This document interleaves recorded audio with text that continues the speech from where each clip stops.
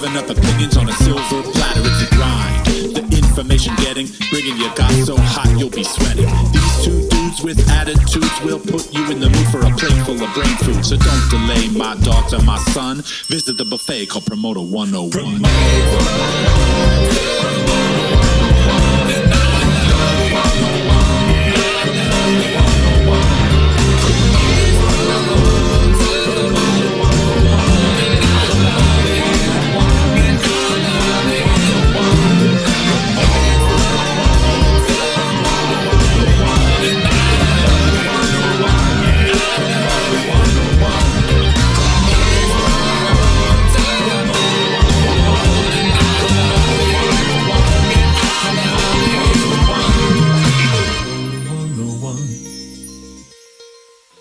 Welcome back, friends, to the Promoter 101 podcast. I'm Luke Pierce, here with Dan Steinberg. Huge episode ahead of us. We've got a featured interview, including iconic booking entertainment's agent, Jonny Podell. He's going to be talking about the legendary talent lineup that he worked with over his years, including the Allman Brothers, Cyndi Lauper, Erasure, Peter Gabriel, Rosie O'Donnell, Yaz, Teddy Pendergrass, George Harrison, Crosby, Stills, Nash and Young, and David Blaine. So many awesome names that just dropped there. Plus, we have guests from Dynamic Talent joining us to talk about the takeover of Madison House. Also, we'll catch up with the industry news because there's been stuff going on all over the place, and I know you guys want us to break that down for you. The Promoter 101 podcast starts right now. They don't mind coming to work, but that 8-hour wait to go home is a bitch. Steiny and Luke in the morning on Promoter 101. There are a bunch of past Promoter 101 episodes, and hey, we'd love for you to go back and listen to them. Huh, Connor? Absolutely, and feel free to hit us up with your ideas and questions at steiny@promoter101.net. What do you got to say about that, Luke? Well, of course, we're all over the internet, Dan. The conversation continues. On X, this show is at Promoter 101. I'm at W. Luke Pierce. Dan is at The Jew. And over on Instagram, the show is at Steiny Promoter 101. Dan is at Dan Presents, and I'm at W. Luke Pierce. Steiny and Luke would like to remind you that a clean desk is a sign of a cluttered desk drawer. Promoter 101. We're recording this on Friday, April the 24th. And if you're feeling a little whiplash, yeah, same here. We've got a month's worth of news to get through, and honestly, this is probably one of the more consequential stretches of this business in the last, 6 months, Dan. We're talking the Live Nation monopoly verdict. We got Bill Ackman trying to buy the biggest record company on the planet, Coachella, Polestar. It all happened to land in the same 4-week window, Dan. So let's not waste any time. Let's get into it. Live Nation verdict. Of course, we've been covering this saga for quite some time. I feel like I'm beating a dead horse, and we're not going to spend a phenomenal amount of time on it today, Dan. But on April 15th, the federal jury in Manhattan found Live Nation and Ticketmaster guilty of operating as a legal monopoly, liable on all counts. The jury said that Ticketmaster unlawfully maintained monopoly power in primary ticketing. They said that Live Nation unlawfully maintained monopoly power in a large amphitheater market, and they found that Ticketmaster overcharged fans by $1.72 per ticket. Now, $1.72, we know that sounds small, but you multiply that across the volume, and you're talking about some real money. More importantly, it's the legal finding behind it all that matters. A jury looked at all of it and said, this is a monopoly and it harmed consumers. If we rewind to the first week of March, the trial opened, there were 33 states plus Washington, D.C. versus Live Nation. The DOJ kind of co-piloted it all. And then one weekend, the DOJ cut a deal. Nobody saw it coming, not the states. Reportedly, not even the judge. The DOJ reached a settlement with Live Nation on March 5th, but the states weren't having it. North Carolina's AG called it barely a slap on the wrist. And here's what I think the real story is. The states kept going. Feds walked away. The states said, we'll do it ourselves, and they won. During 5 weeks of trial, the jury heard from Ben Lovett and Mumford Sons. They heard from Michael Rapino, who acknowledged that Ticketmaster fees have gone up over time. They heard from venue operators who described how promotional deals were conditioned on using Ticketmasters, and they saw internal emails and Slacks where Ticketmaster employees admitted a turn of a blind eye for a matter of policy to broker misbehavior. On all this news, Live Nation stock dropped about 7%. Most analysts called it overreaction. The stock's still up 23% year over year, so the market isn't panicking yet, and there's still some time for the rest of this to play out. The judge has to hold a second hearing to determine remedies. States are pushing hard for a full structural breakup, a forced separation of Live Nation and Ticketmaster. And Live Nation's going to point back to the DOJ deal and say, that's the benchmark, that's enough. And there's no real timeline for when all that happens. So where does that leave us? I think the way to think about it is this. It's the verdict that some expected, settlement that nobody did, and a remedy phase that's going to define maybe the next decade of live entertainment. We just don't know when. Shifting gears to the recorded side of music here. On April 7th, Bill Ackman and his Pershing Square hedge fund dropped what might be considered the biggest proposed deal in the history of the music business. A cash and stock offer to acquire Universal Music Group for $64 billion. It's a 78% premium over where UMG was trading. Let me break this down because I think the structure matters. Under the proposal, UMG shareholders get $10.8 billion in cash plus shares in a new entity. Something that's incorporated in Nevada, listed on the New York Stock Exchange, reporting under U.S. accounting practices. Lucian Grainge would stay on as CEO, and Michael Ackman proposed that Michael Ovitz chair the board. Michael Ovitz, the guy who shepherded the careers of Madonna, Michael Jackson, CAA, legendary agent figure, that Michael Ovitz. Ackman's thesis is not that UMG's business is broken.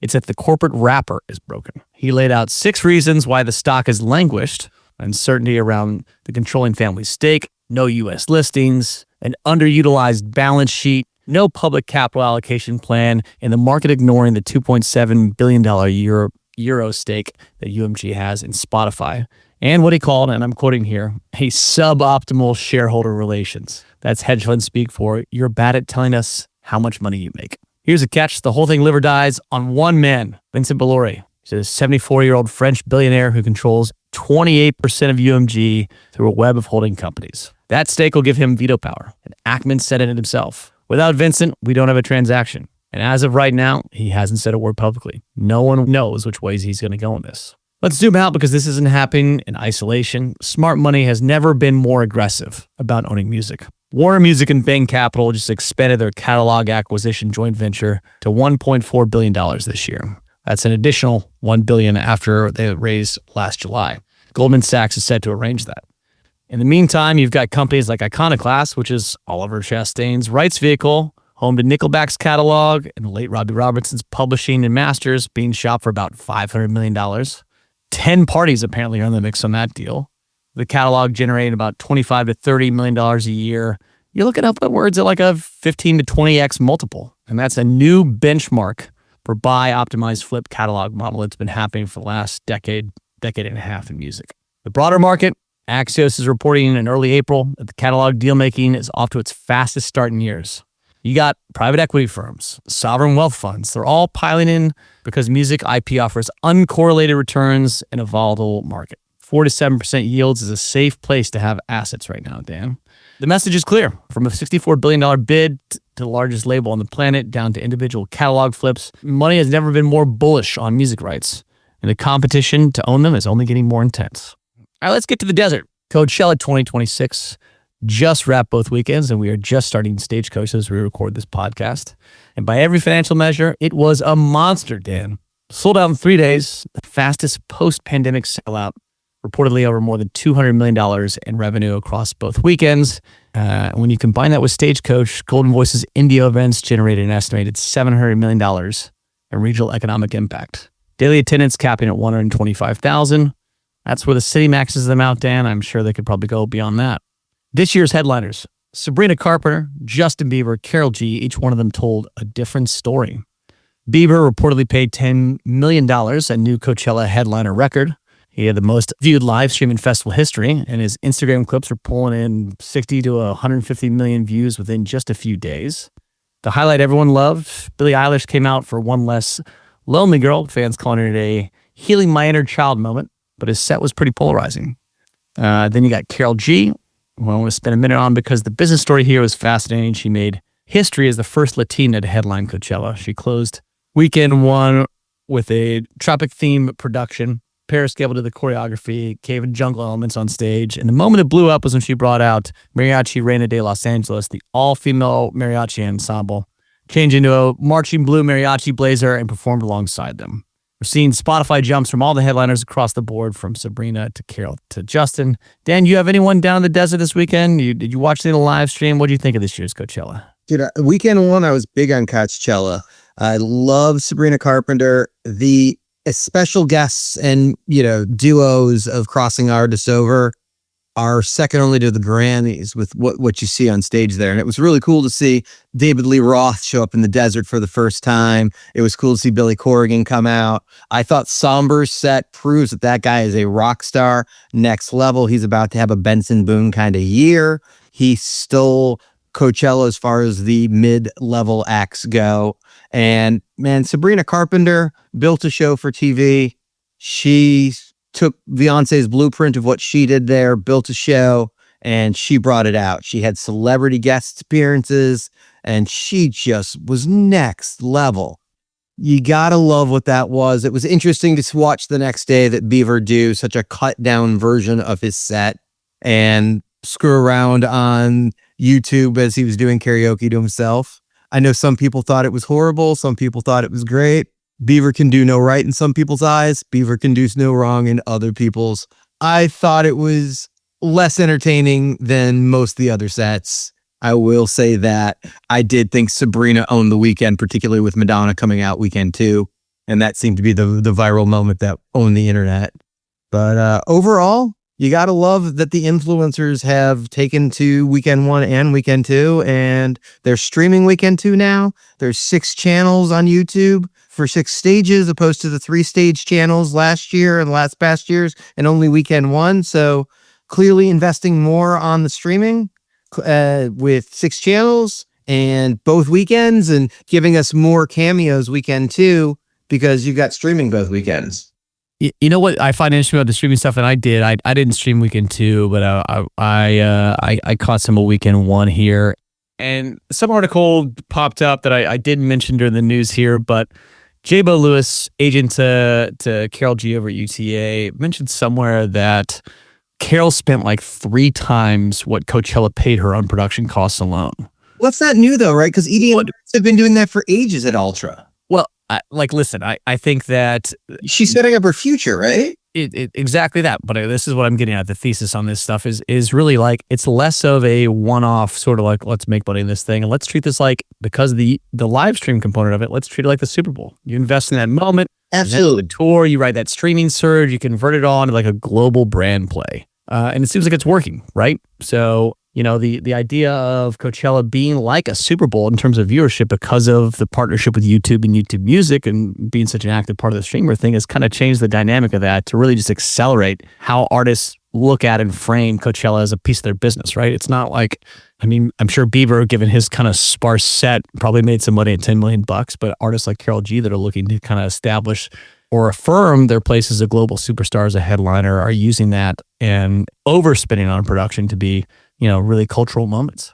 Well, and there's certainly a new level of pop star that is led by Taylor Swift that Olivia Rodrigo and clearly Sabrina Carpenter are falling in, and Tate McCree, right? Where it's like they are about the show. They've got the hits, they've got the live show, they've got the dancing, they've got the action. And it's like the old school Vegas dinner show come to life with pop songs, and they are making you come back every year because the show is so fucking good. It's mixing Broadway with pop concert, and you're getting full value for the price of that ticket. And you got to be competitive at that level. And, you know, it's definitely something that we were seeing from Christina Aguilera and Britney Spears, 15 years ago, but it's definitely come to the next level. Yeah, no doubt. And they're not alone in a female world. Justin Timberlake and the boy bands, Sure. Backstreet Boys are doing that at the Sphere. New Kids on the Block are running that out on their residency and on the road.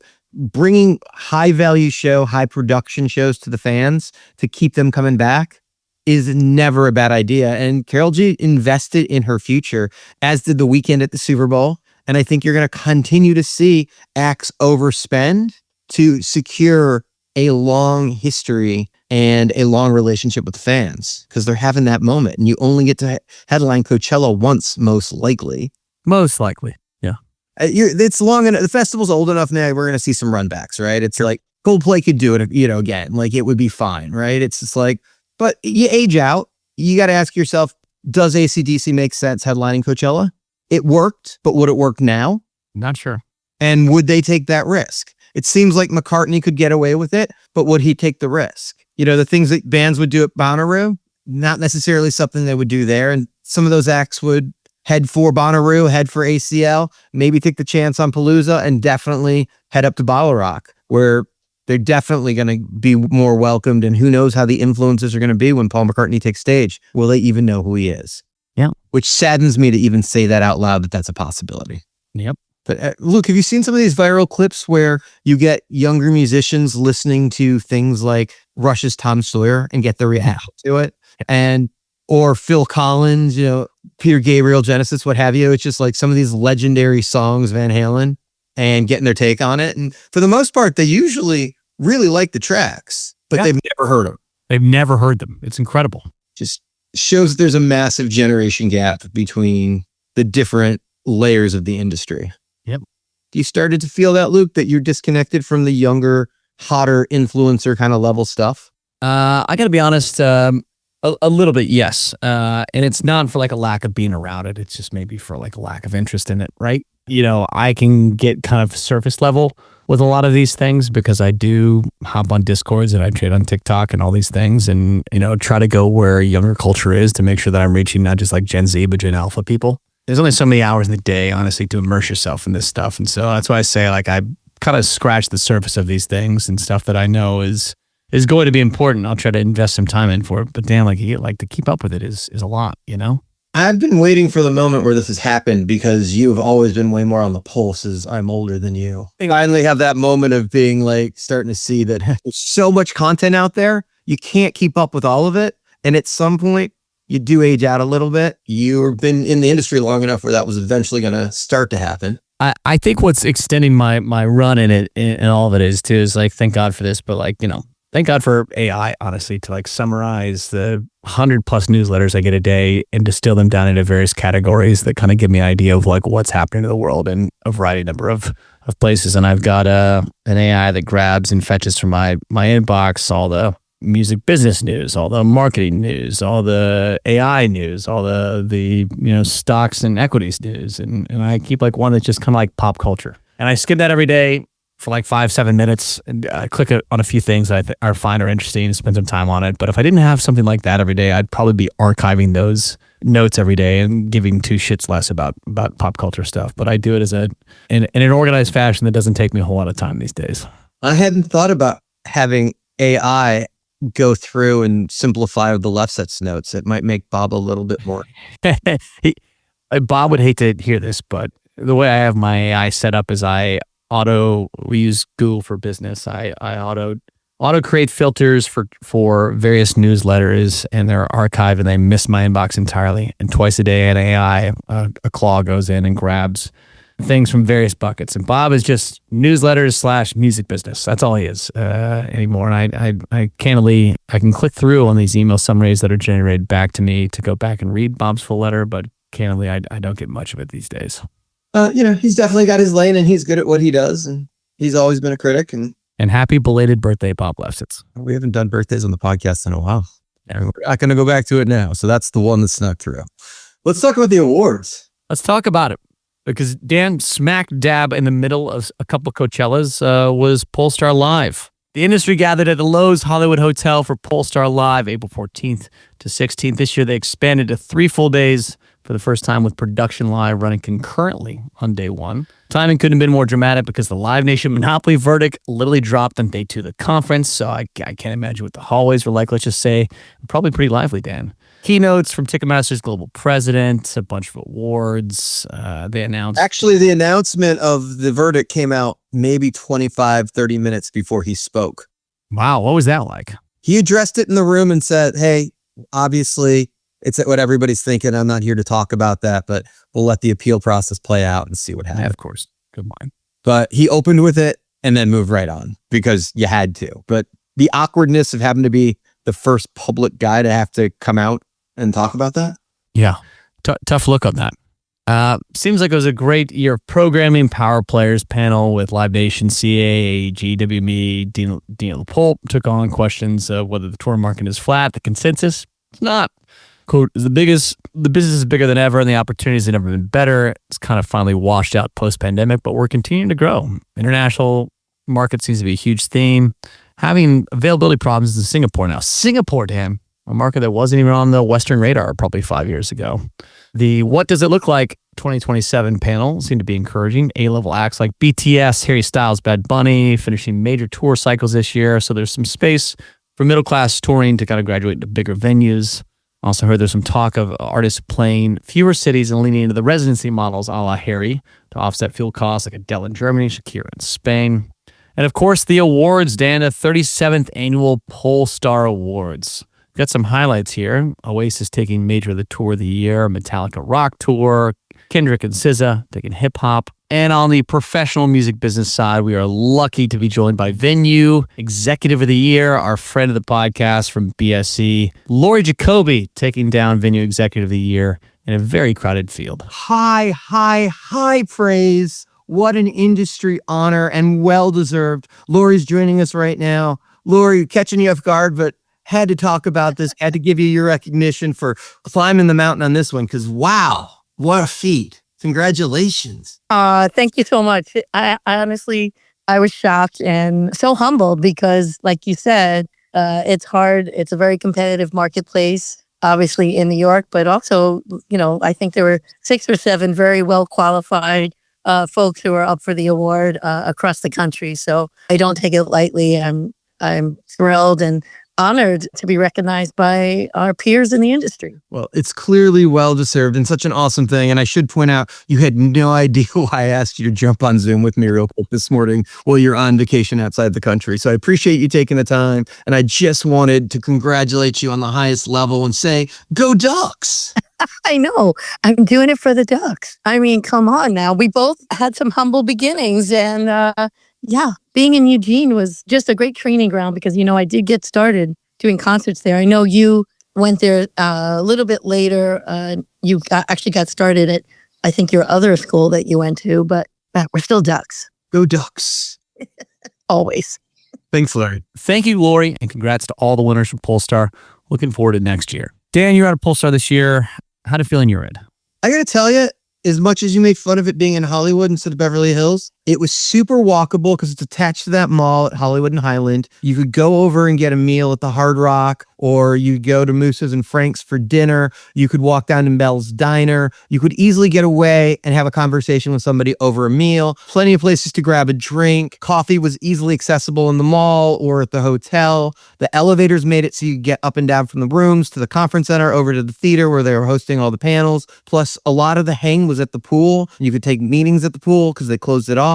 I thought, and we'd done it there 20 years ago when it was the Renaissance first opening. Obviously, the hotel was run down some, but I actually really liked the setup that we were able to walk to Tao, that we were able to walk to Moose's and Frank's for dinner. I very rarely had to leave the site, and that was really awesome. So I really liked it, and being in that part of town didn't bother me at all, except for the couple of times that we had to run back over during rush hour to make a party on the other side of town. Yes. I think if you're coming to Los Angeles, you can't be disappointed by Hollywood. But if you're just stuck in Hollywood with everyone else, it's great. But if you're living in Los Angeles and having to go to the conference, I feel like that's a downer. I will say I thought the highlight was Peter Shapiro's keynote. He didn't really need a moderator. Ray did a good job, but Peter absolutely can moderate himself, and he told the best stories and held court. There was some really good programming. For the most part, a lot of venue GMs, not a ton of promoters in the room, not a lot of deals per se happening, more a lot of glad handing. And I feel like a lot of promoters said, come to the office, come see all of us, and we'll be here. And you only saw the promoters when they were on a panel or at the awards. So kind of felt like I had the whole conference to myself for a while. That's got to feel nice. I'll go visit my partners at Live Nation when I'm not paying for a conference registration. That's true. I felt like that was the place to be. I paid to be there. I was taking it in. Yep. But I liked it. My guess is they'll move back to Beverly Hills. I think it was only there because of the dates, is the sense I got. They wanted it between the two Coachellas again. And It seems like what happened this year, for sure. So it'll be curious to see what they decide to do, what Andy and Ray come together and figure out they're going to do at the end of the day. But I enjoyed it. I thought it was a great hang. The vibe was different. It was more laid back. Good people, good hang, very social. I can't say that I got a ton done, but I did see a lot of friends, and it was a good time. Love it. Well, looking forward to Polestar next year. They intend to live forever. So far, so good. Steiny and Luke in the morning on Promoter 101. Excited to be joined on this, the 242nd episode of Promoter 101 with a special feature here. Recently, if you haven't kept up, Dynamic Talent Agency headed by Trevor Swinson has absorbed Madison House and Adam Bauer's operation. Here to talk about it is Trevor, Adam, and Madison House's new hire, Hazel Bagwell. Breaking news, Dynamic Talent has taken over Madison House. It is two great agencies coming together. Chocolate and peanut butter. It's the Reese's Pieces of the industry. Two agencies coming together, and in addition, lots going on at Dynamic Talent. Welcome, guys. Great to be here. Great to be here. Hi. Always fun hanging out with you, Steiny. Trevor, let's start with you. Please. Dynamic's been an international agency, and you've been growing. How did the two things come together with you and Adam's team? Honestly, it was a fluke, I guess, alignment of the stars out there looking around at great agencies with really good names that, could not only add to the Dynamic name, but hopefully we could add to the business of that company. And me and Adam linked up. It was right before Christmas, I think, right, Adam? Yeah, it was beginning of December. Yeah, really hit it off. Adam's book that he's developed over, his great career in the industry has been amazing. And, the company that him and Nadia built, the name Madison House has been a great name forever. So I figured, let's see if we could join each other up and make each other a little stronger in the industry these days. So, and I'm thankful it came together because Adam and his team have been fantastic so far. Adam, from your side? So, when Trevor reached out to me, I really didn't know who Trevor was just because we travel in different spaces. I mean, I knew he was a K-pop guru, but I didn't really know much about him. And I knew a few people on the Dynamic team. We just started talking and they were really good conversations. Through those conversations, I got advisement from Nadia and our CFO, and we just kept talking and having good conversations. And Trevor mentioned the idea of morphing the agency end of Madison House, because to be clear, there's multiple Madison House entities, and the management entity still exists as Madison House that's owned by Nadia and her additional partners, Luba and whatnot, that control that. So on the agency end of things, I just felt like I needed somebody else to be working with who was going to be able to truly help me pull the boat down the channel. We kept on having conversations, and it wasn't anything that I was looking for. But then Trevor made me an offer to join their firm, and I decided the best course for Madison House moving forward would be to morph Madison House into Dynamic Talent as the booking agency end and start a new chapter. And it was really important for me to have Nadia's blessing and get through all of those processes. But we feel like it was a good move and a good growth opportunity for both Dynamic and for Madison House. So roster-wise, who's coming over with you act-wise to the new entity? My entire client roster came with me, including Men at Work, Colin Hay, Toad the Wet Sprocket, Sixpence None the Richer, Augustana, Willie Niles, Steve Poltz, and, about 22 clients. And then Lee Huber came over and brought his client roster with him. Desloan Days and a bunch of others. Great. So just increasing the size of the roster. Do all of your recipes for barbecue come included in the package to Dynamic when Trevor bought you? Of course. I'm going to say this. I've loved getting the packages of barbecue from Adam and his company. And Monster brisket. honestly, it's like, Pastrami. Pastrami. Speakeasy meats and pastrami. yes, it's fantastic. So we've been loving these. All timely at the same time. Hazel has just joined the company. Industry's known her forever, but like new role, new face. Hazel, what will you be doing at Dynamic? Well, I'm super excited to join the team. And basically, we're going to start really kicking ass at partnerships and brand and band sponsorships and starting to get some of these tours funded. I'd really like to start a campaign that's fuck influencers and support artists. So yeah, bringing in more money is what I'm going to do. We're very excited to have Hazel on with us. She's a great member and a lead to the sponsorship division now, and a few weeks in now, and we're already having some great contact and some great deals that are currently pending on and everything right now. And it's going to really help servicing our clients and even our outward clients that might not be booked by us or represented in our VIP division. But she's really adding a ton of new, pun intended, dynamic to the whole industry and the team. The idea that with it being so expensive to be on the road as a young act that you guys might be able to add some level of branding and sponsorship to ease that level of what the economy is doing right now for the act is just the next level step. Yeah, I'm super excited to look at some of these partners that are going to be on for the entire tour, as well as some really fun pit stops along the way for tours. It's going to be great. Trevor, you're a global company now. Yeah, I mean we've kind of always been a global company, so we've booked on every continent on the planet. So we represent all over the world. It's been really fun. Love it. Dynamic talent, Madison House coming together at one, adding Hazel to the team. Guys are just growing at record pace. 2026. Love it. Thanks so much for making time, guys. Thanks, Thank Dan. you, Dan. Anytime. Good luck to Adam, Trevor, Hazel, and the whole Dynamic team. Can't wait to see what those guys do next. Now, their opinions may have changed, but not the fact that they're always right. Steiny and Luke in the morning on Promoter 101. Of course, fans, it wouldn't be Promoter 101 without seeing what Dan had to say this month. Dan, you're traveling around. You had some conference stuff here, so I'm excited to hear about your tweets of the month. Start here. The industry needs a Main Street music conference in New York City again. No, not APAP. Love the conference hang that was at the Roosevelt Bar in NYC. That bar was amazing. We need to get back to that. The whole industry having a reason to come hang out and gather in New York City. We don't need 6 conferences in LA. Polestar's enough. But this one, Dan, you're routing a run and noticing every other style act is working on the exact same run at the exact same time. And announcing on the exact same day, it seems, right? It's amazing the traffic that's out there, Luke. Truly. Here's one, Dan, that we've been talking about a bunch. You brought it up. Who really owns the ticket? Yeah, I'm just maybe trolling on this one. It's an age-old question, and everyone thinks it's clearly them that owns the ticket, and clearly, they're all right. We'd all have to be right about that, Dan. Maybe it's the fan that owns the ticket. If we do our jobs right? Or it's the bots. Yeah. If we do our jobs wrong. If we do our jobs right or wrong, the bot could own it or the fan can own it, as long as we aren't stuck owning it at the end of it, Dan. I guess that's the point. We got to ask David Marcus next time we have him on who owns the ticket. David Marcus, if you're out there listening to this podcast, shoot us a note. We'd love to get you back on here. Love to see your thoughts on who owns the ticket.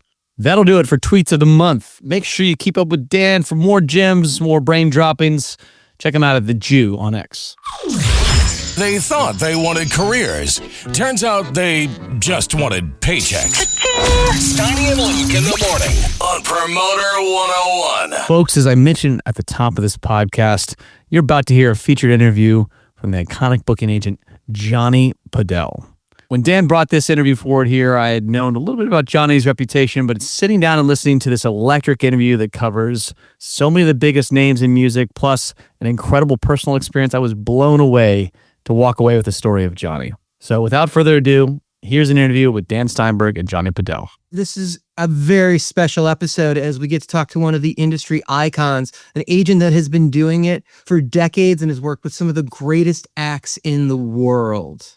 Whether it was Peter Gabriel, whether it was the Allmans, whether it was Cyndi Lauper, he has an ear for music and keeps finding stars year after year.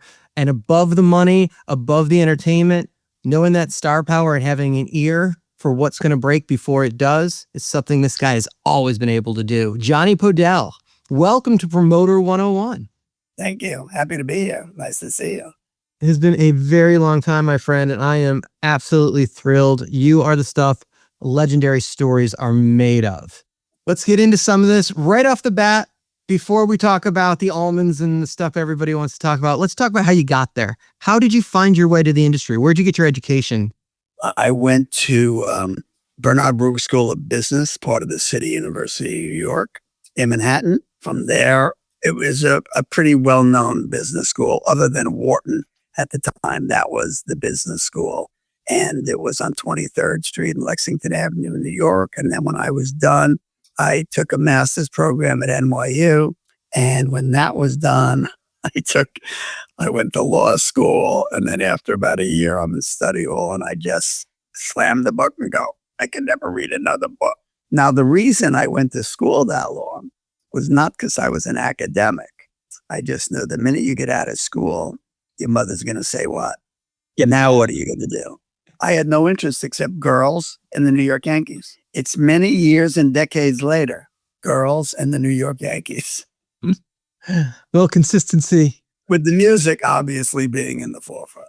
Okay, so from school and from what are you doing next? How did music find its way into your hands? Well, it's funny.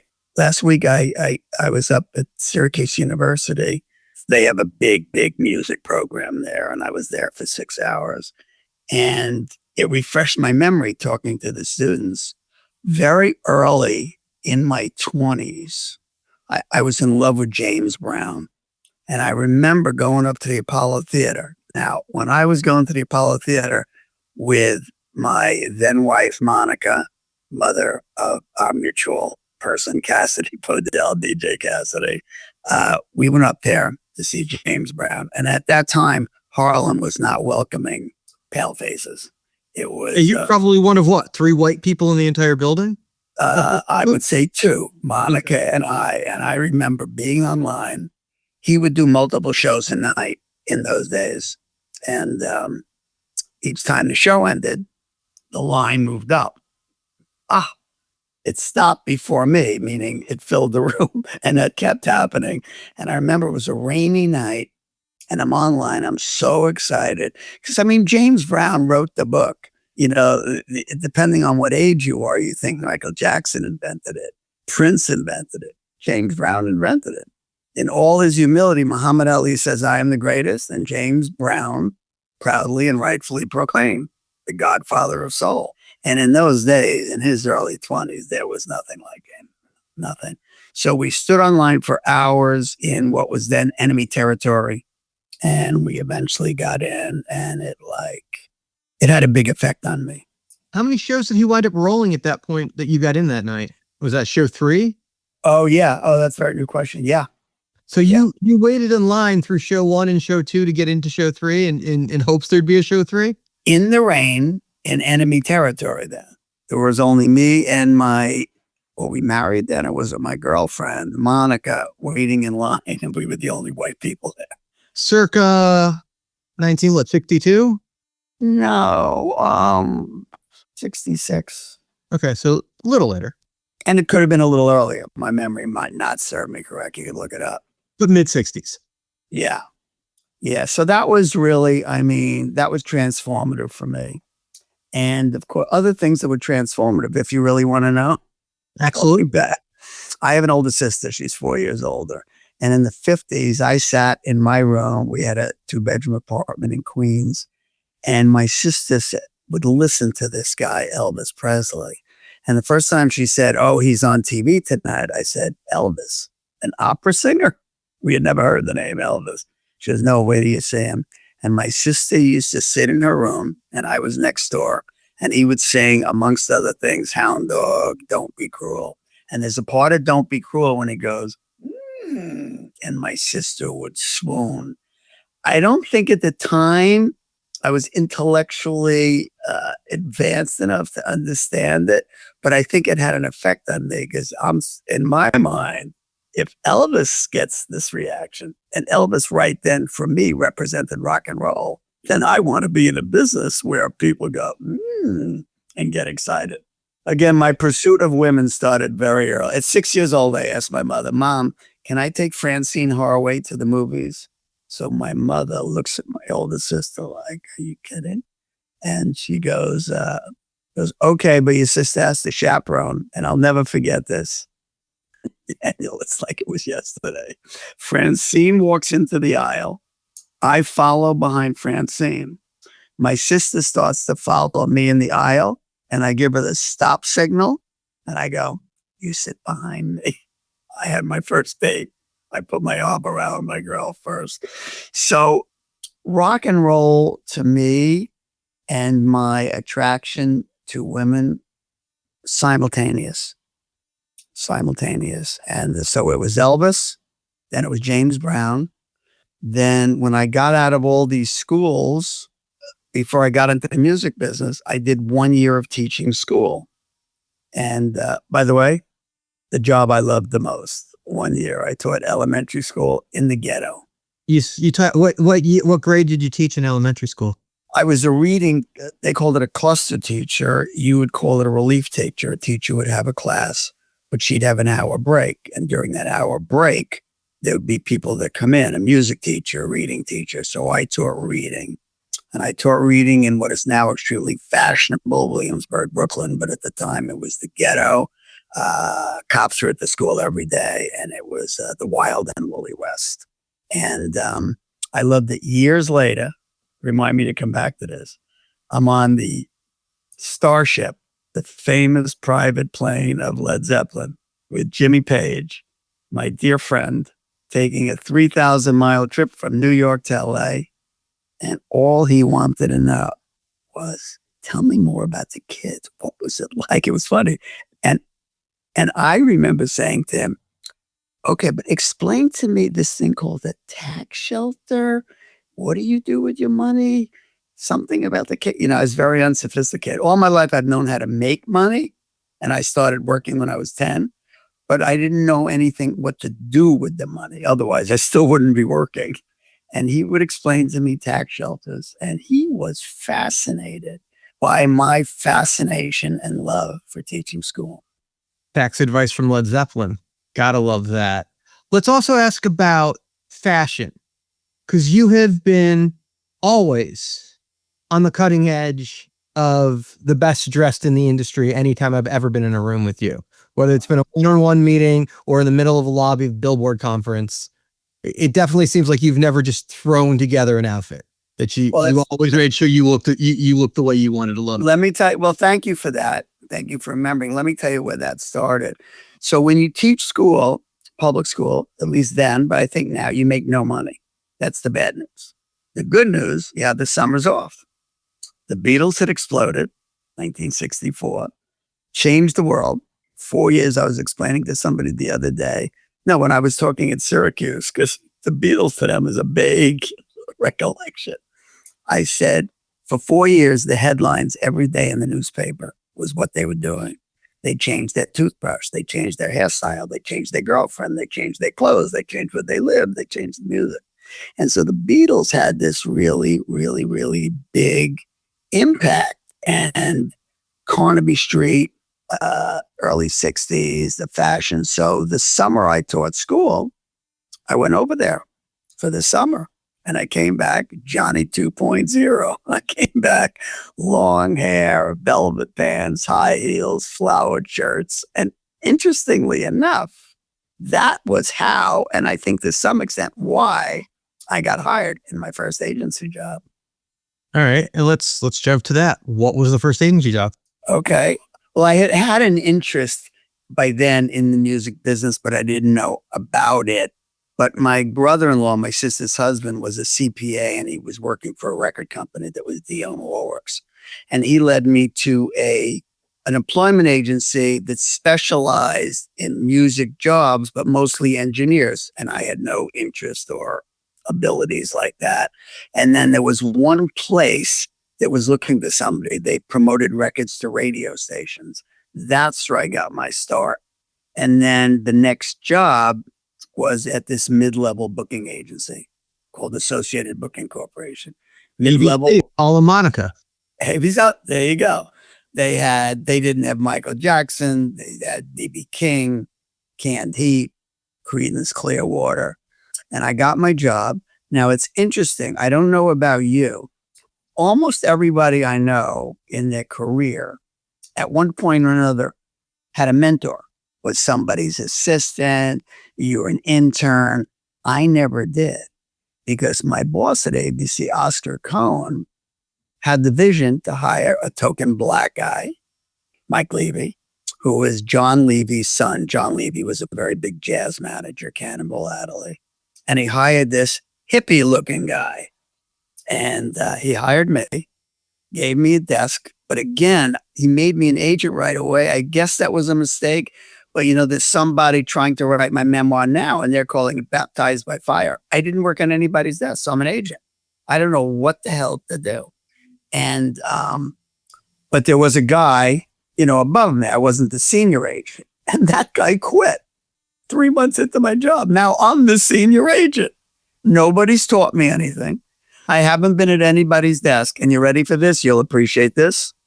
As a talent buyer, I was explaining to people, they think the music business is so different. I go, no, like any business, there's a buyer, a seller, and a can of peas. I was the seller, you were the buyer, and we had like glamorous names as can of peas. And it took me 6 months to make my first sale, 6 months to make my first booking. You'd have to be, and every day my boss would come in and he'd say, hey, John boy. I said, Oscar, I'm so sorry. I don't think this is for me. I just can't do it. And he'd always say the following words, John boy, relax. You're going to be the biggest agent that ever lived. And it's so great when you have somebody that believes in you. It took me 6 months to make one booking. Booker T and the MGs, $500, University of Rhode Island. It took me 6 months to figure that out. Just trying to find your own style on sale. And like I said, I hadn't been at anybody's desk and listened to what they say. So, but eventually I did it and got used to rejection. Hi, this is Jonny Podell, not interested. Hi, I work with not interested, not interested, not interested, not interested. And eventually I made a sale. And once you make a sale, you get a little confidence. And it was true of booking. Yeah, all along the way. Once you get the first thing done, you go, damn, I can do this. So that was my first job. The agent, Ira Blacker, left. I now became the big guy, but had never trained on anybody's desk.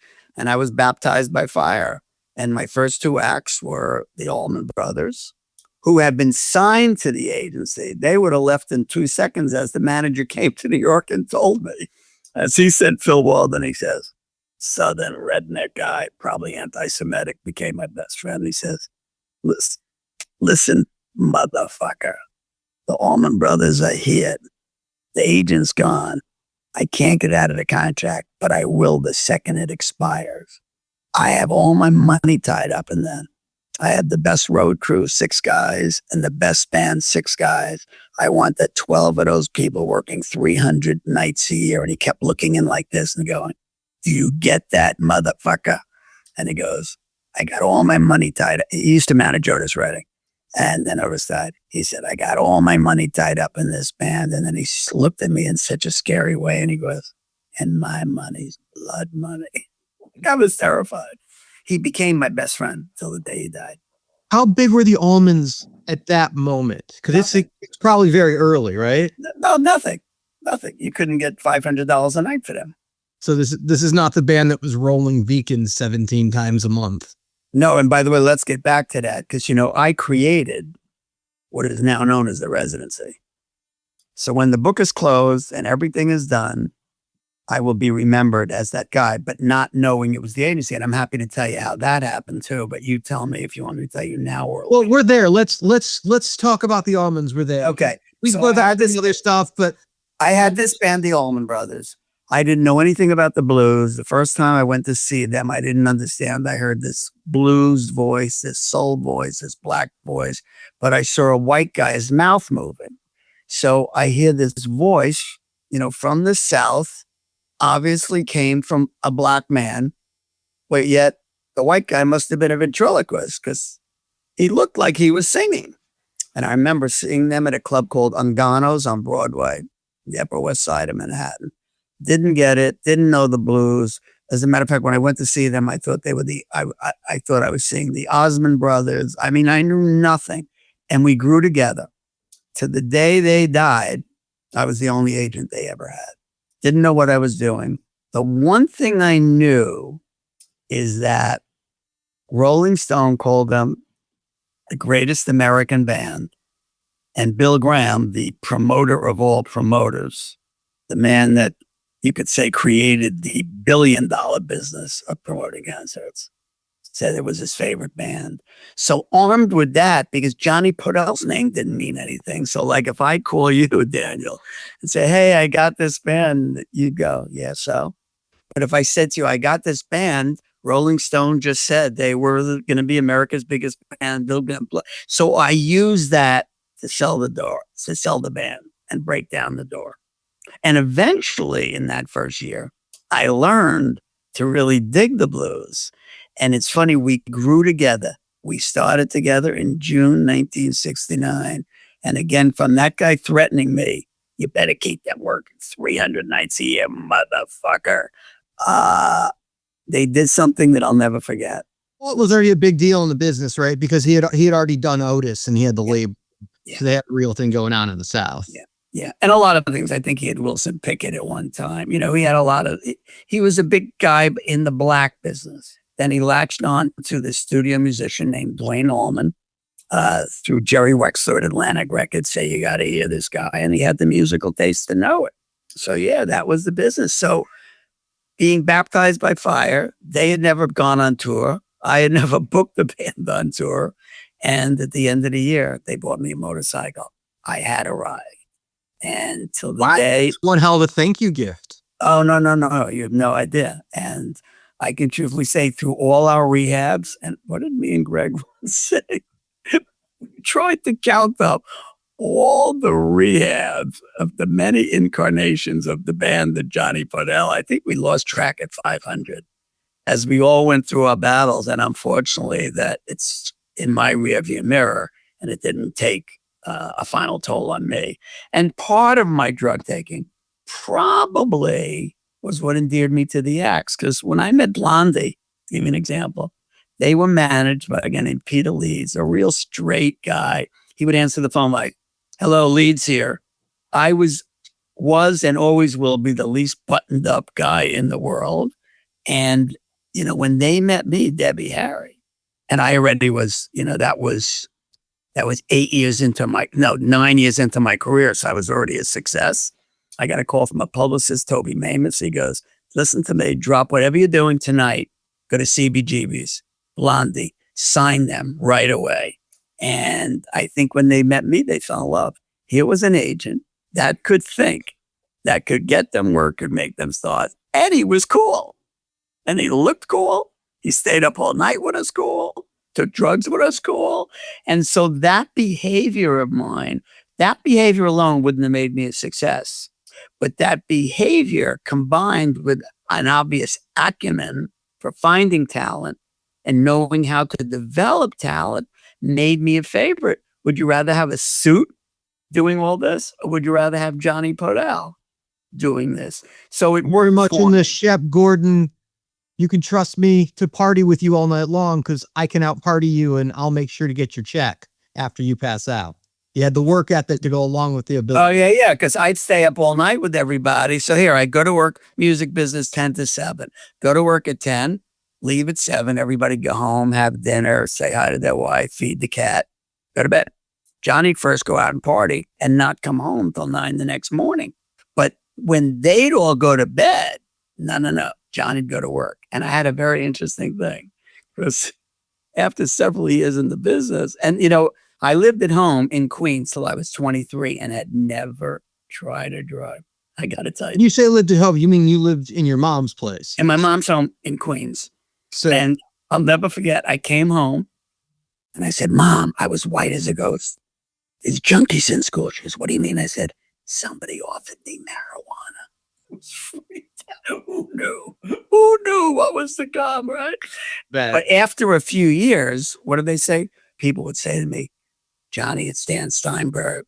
You know, I'm really concerned about you. I don't mean to butt a lot." And in my mind, Dad, my cocaine-driven ego would say, "Nah, poor Dan. He's just jealous." I got, which I will tell you in a minute, my first 4 acts became the biggest acts in the world. Alice Cooper, Allman Brothers, Crosby, Stills, Nash and Young, and George Harrison. Married the most beautiful girl in New York, most sought-after girl in New York, and bought her the biggest Rolls Royce in New York. I'm 25 years old, and I look up at God, and I go, "Damn, like, I don't know why I deserve." Like, I never thought I had a special gift. I just said, "Look, like, I don't know why you did this for me, but thank you so much." Like, in that sense, I was humble. I never thought, yeah, of course, look who I am. I'm a bad motherfucker, which later became the name of my company. You know about that, right? BMF Enterprises. No, let's sidestep for that and talk and explain that story because that. Okay, so my first job was at Associated Booking. I got hot fast, and then I remember going how much I was making a week. And Oscar Cohn, the guy that came in every day and said, "John, boy, you're going to be the biggest." One day I said, "I'm going to leave." and start my own agency.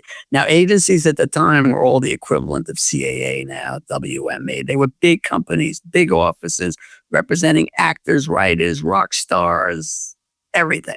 And I went and opened up my business for just me and 4 acts: Alice Cooper, Allman Brothers, Crosby, Stills, Nash, Young, and George Harrison. And then I read an interview, and by then I had helped create, the Chet Gordon, obviously, the behemoth Alice Cooper, from the most hated band in the world to the most loved band in the world. And I'll tell you about that story, because when Chet came to me, I said, why would I want to represent a band that only drew 12 people to CBGB's last night? He said, I'll give you one better. The people didn't stay. They ran out. I said, I repeat, why would I want to represent somebody like that? They said, the energy of hate and the energy of love are the exact same energy. You have to turn that hate into love. It's like a fastball that throws a ball 100 miles an hour. When you hit it, it goes a mile. He said, that's your job. And he saw in me, which I didn't, the ability to do that.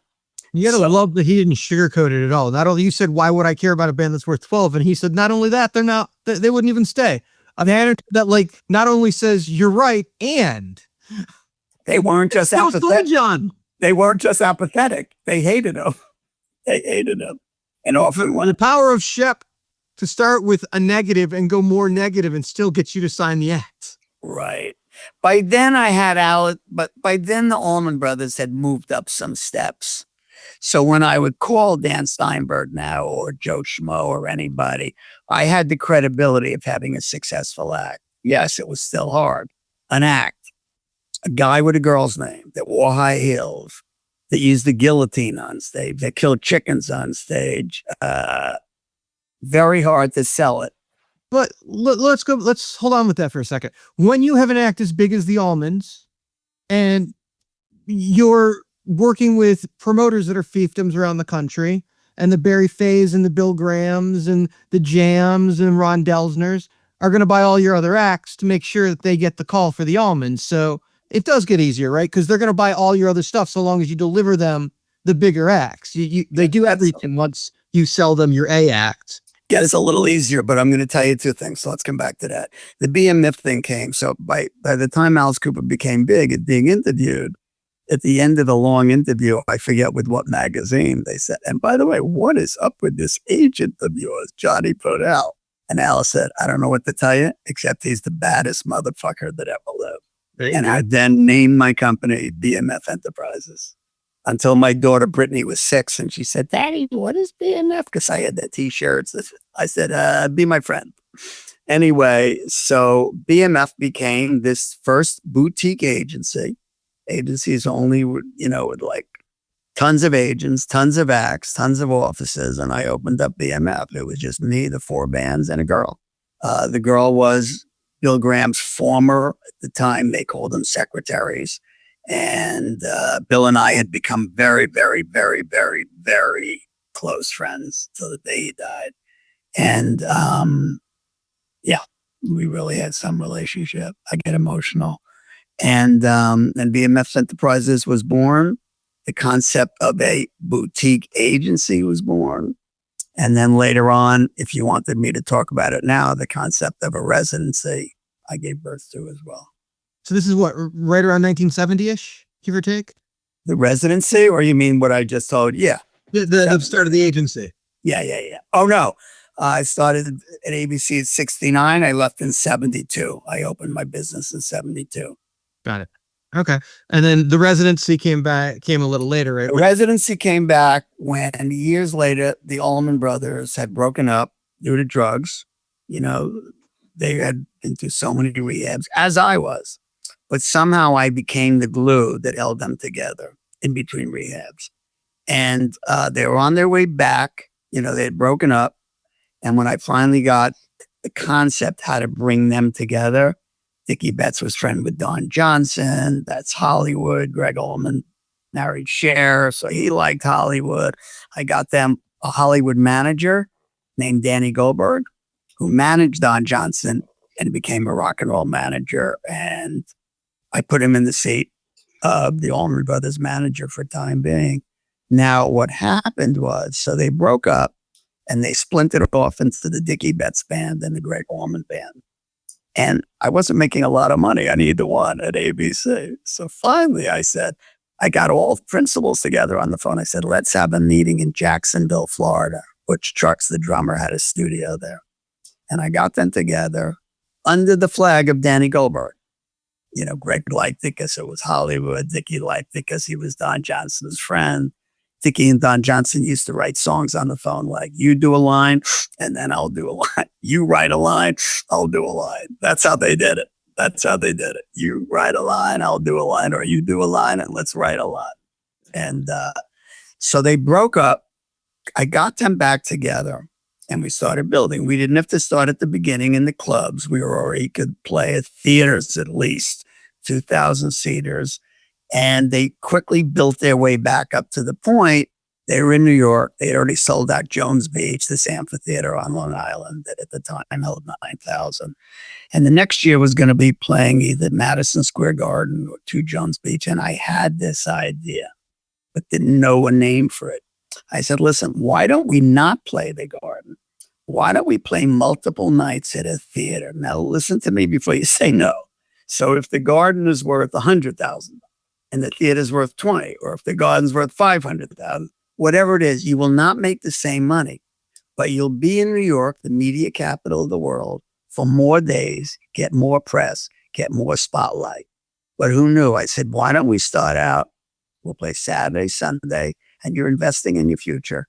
And with any luck, that'll sell out. And then what the promoters call, they'd roll back into Wednesday, Thursday, easiest.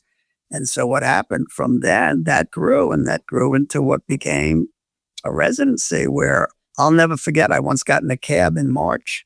I lived on the Upper East Side. The Beacon was on the Upper West Side. And I got in. The guy said, where you going, bub? Beacon? It became a destination place. People planned their vacations around Easter, Christmas, and the other March Madness was the Beatles, the Allmans at the Beacon. And that residency became 2 shows, then 4 shows, then 8 shows. And I think the year we did the most show was 19 or 20. And at the end, there's a plaque at the Beacon Theater, 264 sold out shows. And so again, I didn't have the term, I don't want to take the credit for the term residency, but the concept was there. Play more nights, make less per night, but have more impact. And that became obviously the thing right now. And obviously still lives on through the Allman family and Tedeschi Trucks continuing to. Oh, And absolutely. And they're carrying it out in great tradition. when you were booking the Allmans, 2 things. Before they originally broke up, how big did they get? How many tickets were they selling in New York pre-breakup? Oh. Is that an MSG? No. Jones Beach was 9,000. They had sold it out, and then they were coming back, and I think they were good for 13,000 seats. So the next step Before they broke up, they were massive. Yeah. Well, I don't know if massive, but they were pretty big. Yeah. I mean, they could have played the Garden. I just chose to do what turned out to be a residency, a concept. Ironically, we just had Joe Killian on the last episode, and he talked about the one time he switched to Motor Radio City for a couple of gigs just to change it up a little bit. Yeah. And he was just talking about that moment and how that went down. Yeah. This is what did very he say cool. about it? Oh, he just, he said it was this big thing because the Rockefellers self-promoted all their shows with his team. And apparently there was some conversation. Apparently Ronnie promoted the dates at the Beacon and Ronnie wanted to be involved and they kind of locked him out and just because they didn't, why let him in? They controlled the room. Right. So it was an interesting conversation, but Joe's history is incredible. When you were booking the Allmans and your other acts, were you booking just in North America or were you doing business globally? Allman's U.S. only. They never really meant anything overseas. Alice Cooper, I booked worldwide. At one point, we played 74 countries. So the answer to your question, I booked internationally. And at the time, I'll tell you something funny. My ego had gotten the best of me. Not only was I a successful agent that acted and looked different, so I got a little more attention than somebody else would have doing the same stuff with a suit and tie. My ego had gotten away from me. So I went to Europe to book the European tour. And what I did, I demanded all the promoters, the individual fiefdoms, come to my hotel in London to discuss the terms. In looking back, I'd like that not to be a part of my history. It was so ego-driven. There was no reason it could have been a phone call. No, you got to come kiss the ring. But that's what cocaine can do to you. Cocaine and success. There's something about being in the room and hanging with people too that creates that bond, though. So probably long term actually benefited both parties to actually be in. You know what's funny? You're actually right. It did. There is something about going to somebody's office and meeting them, or having a meal with them, or going to the conferences and having that shaking hand, and then finding out who you vibe with and get along with, because it just grows business. Yeah. It's like, I like this guy, or I have a funny feeling about him. I don't want to do business with that guy. Yeah. It's like, you don't get that read on the email, but like hanging out with somebody, it's like, great, this is somebody I want to help. I trust this person. By the way, I want to talk about a few other things, but it's your show. I want to talk about the Crosby, Still, Nash Young tour, the first sold out stadium tour. It's funny that you wanted to. We'll talk about everything you want to talk about, because it's your hour. But let's get into that, because that's the first time there was a national tour promoter deal, right? Like Graham promoted that tour in the stadiums, right? Yes. And it's interesting how I got involved. So the manager was Elliot Roberts, who really This guy, who really managed Neil Young. And in order to get Neil, they all had to sign with him, Crosby and Stills and Nash. And Elliot Roberts made a deal with Bill Graham as a tour promoter. And Bill said, no, you need an agent. He says, I don't want to pay an agent. I got you. Bill, being smart, knows, well, if I do that, agents will never speak to me again. So he said, I'm only going to do it if you hire an agent. And then Elliot said, fine, who do you think? He said, you got Jonny Podell, somebody I really like. See if that works. And that worked. So the promoter and favorite. being the promoter backed into a relationship, which is good, because all the promoters were already pissed at him that he was coming to markets, but he probably didn't need every agent in the world pissed at him that he was starting to do. And I'm going to tell you a funny story. Crosby, Still, Nash again. So there's a club in New York, a little bar called JP's on the Upper East Side that seemed to be a hangout for rockers. I remember being in the basement, doing naughty things with Billy Joel and blah, blah, blah. But I was not an agent that went on the road with bands. In our agents, they work Monday to Friday and then they go on the road. My belief is they only go on the road to get away from their wife and kids, or to make sure Jonny Podell doesn't come and sign their band. I didn't want to get away from my wife, and I was very secure with the acts that I did have. So I'm at this club. So they're making monstrous amounts of money. I mean, the first sold out stadium tour, and there were how many shows? Trying to remember how many shows, 40, maybe 35. And so I'm at this club, JP's, which was a hangout, and in walks Graham Nash. Now they had just made $384,000 in Columbus, Ohio. You're going to ask me what year was that? Let's say 1974. So you can do the interpolation. What is 1974? $364,000 equal today? How many million? 2.4 million, almost $2.5 million. So I'm at this bar, which is a hangout, in walks Graham.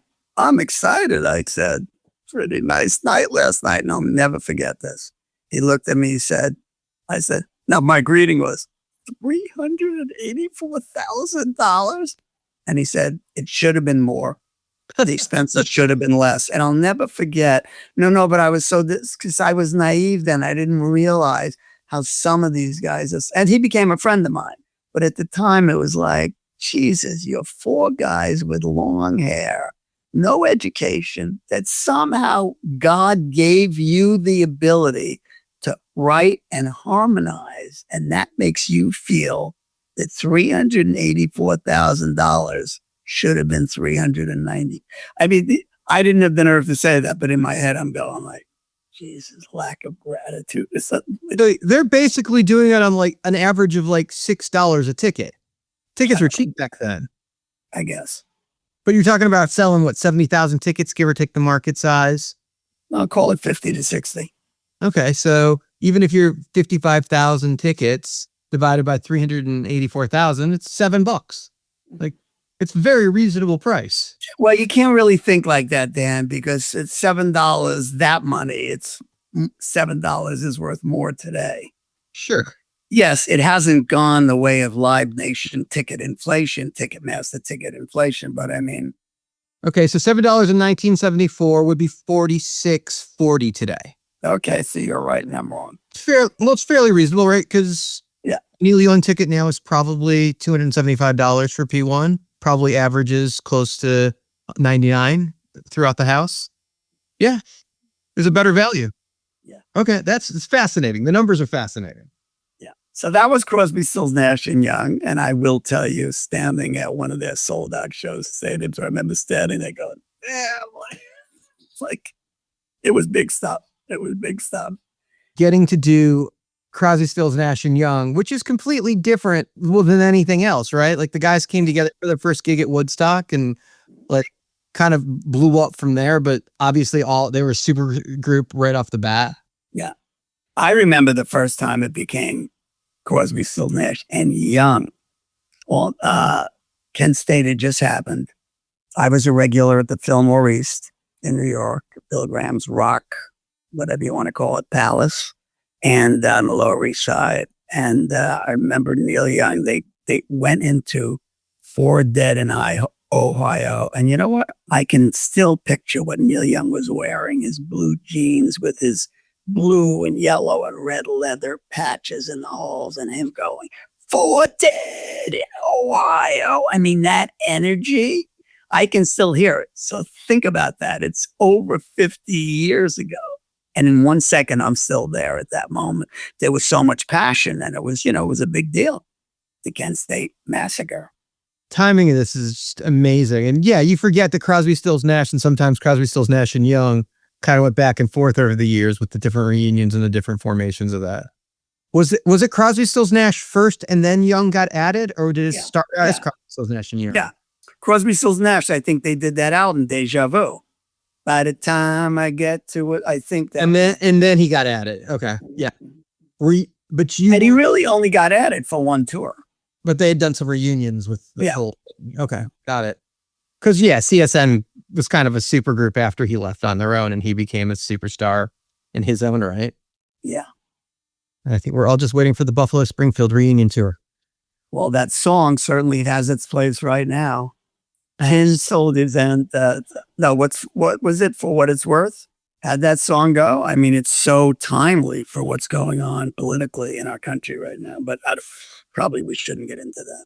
All right. So you work with some of the biggest acts in the world. Oh, wait, you didn't go to George Harrison yet. Well, that's where I was going now. How do you even get in a room with a Beatle, let alone become the agent for? Well, first I got to tell you, that was strictly a gift from Bill Graham to me. See, Bill Graham respected me. The respect grew out of his love and admiration for the Allman Brothers, which led him to me. And then he began to, if I could say so, fall in love with me. I had a big birthday party, my 80th birthday last week, a surprise party. And my son, Cassidy, had put together a 2-hour love letter of people telling me how much they loved me on video. It was totally unexpected. And Greg Perloff, who was under Bill Graham and now runs the company, and Greg, he did all his funny things about Jonny Podell. And then he said, and you know what? He said, Bill Graham loved you. He said, I never heard Bill talk about or feel about anybody like you. And so it was a combination of things, but definitely respected me. He handed me George Harrison. They went to him. And again, he knew you have to have an agent or the system is going to attack you for operating outside the system. But I will tell you a very funny story. I'm a big Bill Graham fan. Not everybody is. I remember sitting backstage at the Nassau Coliseum. It was a 55-city tour, and Bill and I are back there like we would be plotting the next step. And he goes, well, let's add 3 more shows. I said, no, let's just add the 1 show. Let's just say we were doing 5 shows. Bill says, let's add 3 shows. I said, I don't want to. He says, why? We make $11,000 a night. We split it even. I said, Bill, I couldn't live with myself if there was one seat left empty. This is a Beatle that we have been in our hands, but it didn't mean as much to him as me. I remember being in the living room of my apartment, calling my mother and going, Mom, listen to this. I got a Beatle. And she goes, speak up. I said, I can't. She goes, speak up. I said, Mom, I got a Beatle.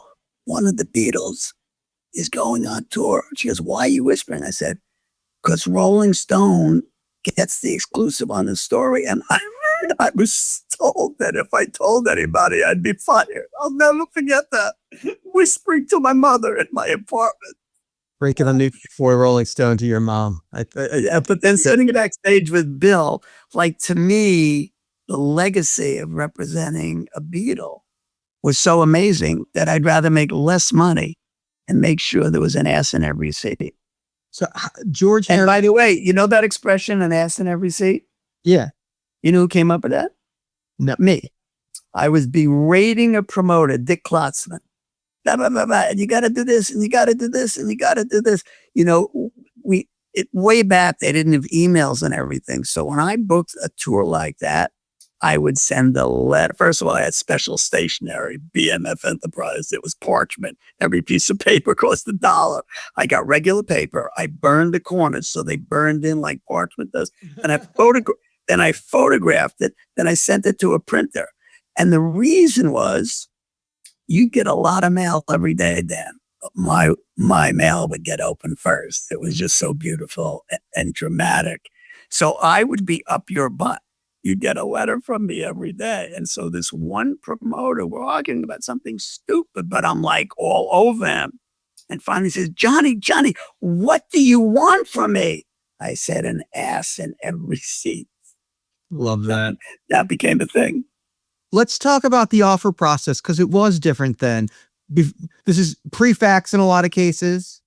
So offers were done verbally over the phone, or were they telexed, or were they mailed? How was the offer system handled? Well, again, I lose track of what decade, but I remember the fax machine. What would happen is I'd have a relationship with the promoter after, let's say, a few tours in a few years. And then I would say, well, please send in your offer. Yes, at first it was faxed. Never mailed, I think, faxed. And if I didn't know you, I was a ball buster. Because then I said, my dear friend Michael Cole likes to tell the story. We've been partners on a bunch of things the last few years. He was a promoter in Canada that became the biggest independent promoter, one might say, ever. For 10 years, he did every Rolling Stone date in the world. CPI. 10 years, he did every Pink Floyd date in the world. And so we'd known each other. He told me a funny story. He said, what you did, he said, I'm a local promoter in Toronto, and I'm friends with a local promoter in Montreal named Donald K. Donald. The year's about 1971, and we want this act, Alice Cooper, to play Montreal, Toronto. So we call you. We said, we'd like to buy a date. I'm Michael Cole. He said, this was your answer. I don't know you. Come to New York. Come to New York with a certified check for half. He said, no, but you don't understand. I said, I'm about to hang up. Do you understand? Come to New York, 50% certified check, and we can talk business. It's funny. Out of that, we became really, really friends. So yeah, you gotta come kiss the ring. You gotta come kiss the ring. That relationship lasted decades upon decades. Decades. We're friends today. Yeah. You had an international understanding of the business and an ear that crossed the pond. Peter Gabriel, Erasure. How did you get into business with some of those acts on the other side of the world? Oh, okay. Erasure first. Erasure is a pop act from England. They came to America with 2 sold-out shows in Nassau Coliseum. They had these huge hits. Somehow I got involved with the band. I know you're going to ask how. I don't remember. And I came up, I just realized something. That was where the residency started. Wait, it's all coming back to me. So they came, and I met with the manager, and I said, why don't we play multiple nights at the Beacon in conjunction with WLIR. No, first I had this meeting with WLIR, Long Island radio station, and Mitch Slater, who was either working for Ron Delzer at the time or the partner. And we had a meeting and LIR was on it. They were so on it. I said, why don't we play? And the Erasure had put together what they called a phantasmagorical show, 11 set changes. It was the most brilliant show I've ever represented to this day. And LIR got excited and we agreed. And we did, I don't know how many sold out shows at the Beacon, 10, 12, I don't know, in one run. And that was amazing. And the show was brilliant. That's one of the few bands that I went as often as possible to see. So that followed the Allmans had already done the residency at the Beacon, right? So that kind of had followed the model you'd already built. Yeah.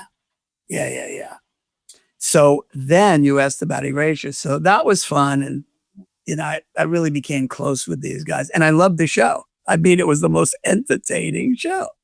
Then what happened is by now I had bottomed out on drugs. I had come back, a guy named John Marks, head of the music department at then William Morris, now WME. Hey, still at Allman, yeah. Threw me a lifeline, gave me a job in New York. Nobody else would want me. I still had a few acts because a lot of them I drugged out at the same time. Alice Cooper, Greg, all this, so I could bring a few clients with me. He had to convince the powers to be at the agency that I was straight and would stay straight, which he told me was no mean feat. And John became, you know, I had that boss, Oscar Cohn, that always said, John Boyd, don't worry, you're going to be the biggest. John Marks believed in me, meaning he hired me, but from the beginning, we were equal. I'll never forget, he'd say, we're going to London next week. I'll never forget, he said, what kind of car do you want? I said, what do you mean? He says, well, I can get you a car here. I said, really, like what? He told me like a Range Rover. He said, you're in. He then made me the head of the New York office. And he calls me one day and this is about Peter Gabriel. And he says, listen, we're going to England. I said, yeah, what for? He says, I've been chasing Peter Gabriel for 3 years. It's my favorite act. They have this obnoxious manager, but let's tag team him. So we went and we went to meet with the manager. He was, as John said, extreme tall guy, red hair. I forget his name, from England. The most obnoxious guy. You know, he had a big card to play named Peter Gabriel and he would shove it up your butt. He had a big card and he loved agents chasing him. He loved it. And John desperately wanted Peter Gabriel. I didn't even know from really Peter Gabriel, but whatever John wanted, I did because he treated me like an equal. Like I became co-head of the music department. They didn't know that they were hiring me as co-head. They knew John was great. I was still friends today. And, you know, he really threw me a lightsaber when nobody else would. Hopefully it paid off, obviously, to them. And so John and I go to get Peter Gabriel. And then he had a road manager named Dave Parry. And Dave Parry had previously worked, now it's coming back to me, had previously worked for Erasure. So he's on tour with Peter in Europe and he overhears all the conversation who's going to be the US agent. By now, if you thought I was obnoxious making all the promoters kiss my ring for Alice Cooper, he would make every American agent just chase him and kiss his butt. And Dave Parry goes into Peter Gabriel's dressing room and says, I know it's not my place, but I know you're looking for agents. I once worked with a guy named Jonny Podell on Erasure. It was the most perfectly done, detailed, and orchestrated tour ever. You could wake him up Christmas morning and ask him the ticket count in Oregon. He would know the ticket count, how much the tickets were, when it on sale, what's the daily rat. And Peter goes, and Peter calls Steve Edges, he goes, get me Jonny Podell. And I'll never forget that. I was home shaving my Upper East Side apartment and I had just nicked myself and I get a call. Johnny, Steve Hedges here. We'd like you to be our agent. Peter forced his hand and that's how we became Peter Gabriel's agent. Oh, it's awesome. Starts with the artist. That's with the artist. And, you know, I recently had a big birthday and my son choreographed this birthday present for me where I sat in front of a computer and 130 people, friends, former clients in the business, mostly personal. And Peter Gabriel's love letter to me was like, just like his music, the deepest, the most thoughtful. I mean, yeah. Anyway, I don't know how I got off into that. No, that tour itself, and you booked that tour when he was out, on Us in like, what is like 93, 94? He was doing arenas and just one of the biggest acts in the world and just crushing with In Your Eyes is probably the biggest song of the moment that summer. And I'll tell you a funny aside. My back had gone out, but sciatica. From lifting all those heavy briefcases of money that you guys were taking home every day? I was in the fetal position for 9 weeks. The pain was unbelievable. On a 1 to 10, it was a 10 every minute of every day. Then I get the call, Peter wants to meet with you. Because he hadn't met with us yet. So he just was trusting Dave Parry. So I said, what does that mean? He's in Melbourne. You have to fly there. And I had just said, I called my doctor. I had gone to this magic doctor, Dr. John Sarno, who wrote a book, Mind Over Back Pain, which became huge. He believed that when you have this back pain, your mind immediately says, oh, something's broken. And he goes, it's not true. You have TMS, tension myositis syndrome. When people have stress, it goes to their neck or their back, which constricts their blood vessels, which deprives them of oxygen. You really, Johnny, just have a circulation problem. You didn't break anything. Stop panicking. And I remember going to a lecture with 200 people that barely could sit or stand, roll basket cases. And I raised my hand like a wise guy said, so he goes, just resume all physical activity. So I said, according to you, I should just go bowling. Now, if you have a bad back, the word bowling costs you paid. And he goes, exactly. And I went out. I was going to see my children. I was divorced and I was going to dinner with them. And I went to the door and made the signal like the little kids came out, Cassidy and his sister Brittany. And I made the signal to pick them up. And I'll never forget. They go, no, Dad, you're back. And I said, forget my back. And I picked them up because Dr. Sarno said, send your body the message that you're not afraid that something is broken. You just have a circulation problem. And with that knowledge, I now get the call that Peter Gabriel wants to meet me. And I called Dr. Sarno. I go, what do I do now? I have to fly to Australia, 18-hour flight. And he just said, have a glass of wine and get on the plane. And so what I did, I didn't drink, got on the plane in pain level of 10, got to the hotel in Melbourne, went right to my hotel room. Then I get a call from the manager. Okay, Peter's in the lobby, wants to meet you. I limp downstairs. I go, hi, I'm Jonny Podell. Thank you so much for signing with us. I went back to my room and laid down again. That was our meeting. You flew 18 hours back after that? That was the only interaction? Yeah. Got you the act. And the best.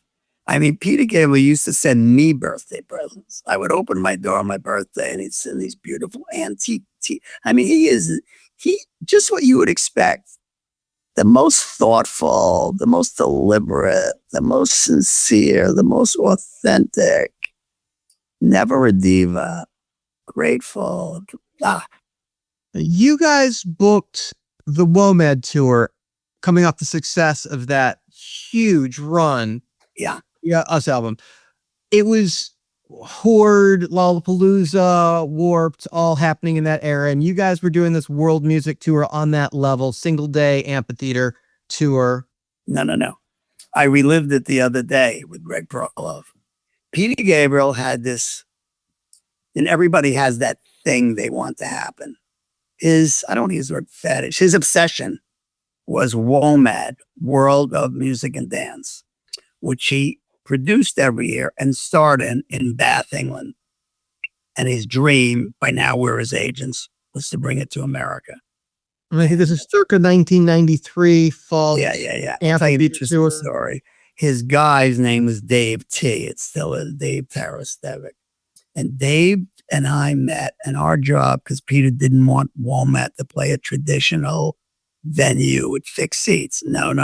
This was before Pearl Jam started wanting to play in fields. So Dave and I went on a fact-finding mission. I think we flew to 7 cities in one day, but that sounds impossible. But we went to 7 cities, and now it was to find the right venue or the right venues. Now we go to San Francisco, and we're met at the airport by Greg Perlow, who by then had become the heir to the Bill Graham kingdom. Right, because Bill had been gone for 3 or 4 years at that point. Bill had been off, yeah. Greg comes to meet us. He said, now listen to this story, man. He said, okay, I got 7 venues I want you to see. He was very organized. He listed them all, and he said, Golden Gate Park. I said, we'll start with Golden Gate Park. He said, no, Johnny, that's actually possible. I don't know why I mentioned. That's all I had to hear. When Jonny Podell hears no, somebody said, your brain has dyslexia. And he is, yes. I said, I want a Golden Gate Park. He said, Johnny, they have never had a fenced-in event. They have never had a paid concert. Now, of course I wanted it. I go there, this is the place. I don't need to see the other venues. So he goes, well, they're not going to let you. I said, well, here's the deal. We're going to charge $10, only $10. We're going to let children under 14 in for free. I'm going to donate $100,000. Again, you can transpose what it would mean now in $1994. We're going to give $100,000 to Golden Gate Park to beautify the park. And he said, you got a deal. And so there we went, and we put together a great show. Men at Work, Gabriel, Crowded House, 2 other acts. We get permit to do it. We put this together, and this is emotional for me. And so we look at the field together like I would with you, Dan. Okay, this is the field. Okay, Johnny, we're all set. We got the production. We got the acts. Anything else? You got my deposit, blah, blah, blah. And I could go back to the hotel. I'm feeling it now. I show up the next day. The empty field has 112,000 humans in there, and all the catering trucks and everything. And it's like we had built a city. And as Greg reminded me the other day, at the time, the newspaper reported it was the highest attended concert in the world that year. And when I got there and saw that update, I was so emotional. I remembered raining that night. And I took a moment when I'm on stage. I look at the crowd. We had pulled this dream off, delivering the WOMED Festival. And I'm crying. And I looked up and I said, so Bill, how'd I do? And it was Peter and I relived it the other day. Greg Perloff and I relived it the other day. It was very, very, very emotional. So after William Morris, at some point you wind up at ICM Partners. Is that after you've been independent for a while? I was an employee of William Morris. I was partners with John Marks. I will be forever grateful to him. But he is something that I didn't do. I did that I wasn't so proud of. William Morris had merged with another company called Triad. And when they met, the boards of directors, they decided Triad, William Morris could keep the acting part, and Triad wants to run the business. And all of a sudden, I had a boss called Peter Grosslight. We never got along. Peter was in LA, you were in New York. Is that when you switched to ICM from William Morris at that point? I couldn't take Peter. And I was complaining to a guy named Mitch Slater, who I had helped get a partnership with Delsner. Because at one point I said to Delsner Slater, yeah, you should really be partners. He goes, well, what am I going to do? And I called Ron. I said, listen, Ron, you know that guy that works for you? He's the future. He goes, what do you mean? I said, Ron, he's the future. The guy is so sharp. You should make him a partner. I'm not making anybody a partner. I said, Ron, we've been friends since the beginning. Trust me. This should be your partner. And this will take you many, many decades more. And he made him the partner. So one day I'm complaining to Mitch Slater about this guy, Peter Grosslight. He said, you know what? If you allow me, I'll make one call and I'll get your salary doubled at ICM. And then he makes a phone call, tells me the next day, okay, meet with so-and-so. It's in this back room of this hotel where people meet to have kind of out of the way confidential meetings. And sure enough, doubled my salary. And I went. And the drag is one of the only regrets in my life. I went and I kind of left John Marks. and I took Peter Gabriel. And how he forgave me, and we're best friends now, I don't know. And so I went from William Morris to ICM. ICM, I became the worldwide head of music. Then my boss, Jeff Berg, or commonly known as Iceberg, he calls me one day. Jeff Berg, they called Iceberg for a reason. If I be on the phone with you, Dan, and anybody'd call, they go, excuse me, John, I don't mean to interrupt, but so-and-so's on the phone.